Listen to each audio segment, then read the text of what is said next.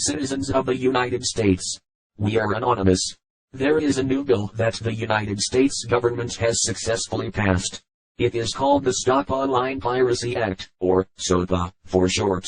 Also known as the Protect IP Act of 2011. The U.S. Congressional Budget Office estimates that implementation of the bill would cost the federal government $47 million through 2016. It will cost you, the taxpayers, $47 million over the next 4 years. The SOPA Act will censor you from accessing certain websites and block all access to other areas of the Internet that the United States government does not want you to access.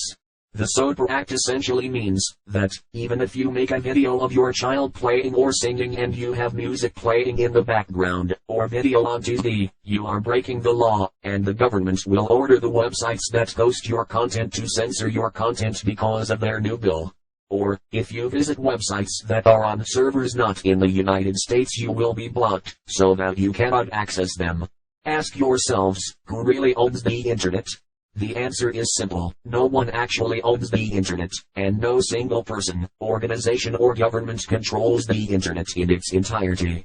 It is more of a concept than an actual tangible entity, and the Internet relies on a physical infrastructure that connects networks to other networks. There are many organizations, corporations, governments, schools, private citizens and service providers that all own pieces of the infrastructure that make up the Internet, but there is no one entity that owns it all. How can the U.S. government decide to block access to parts of the Internet that the U.S. government does not even own? The SOPA Act is a direct violation to people's right to freedom of knowledge and information, and for that violation the United States government is a disgrace to the land of the free that every United States soldier has fought or died for. The United States government is essentially telling the people of the United States that they are free to do as the government tells them. If people do not follow their rules, they will arrest them for making an attempt to learn. But the government will tell the media that these people are getting arrested for acts of treason, domestic terrorism, or internet piracy. As for the United States government, who gave you the right to regulate the people's right to think outside the box and use the Internet as they see fit? If we cut off global Internet, shouldn't we also cut off all foreign affairs? Should we hinder globalization completely?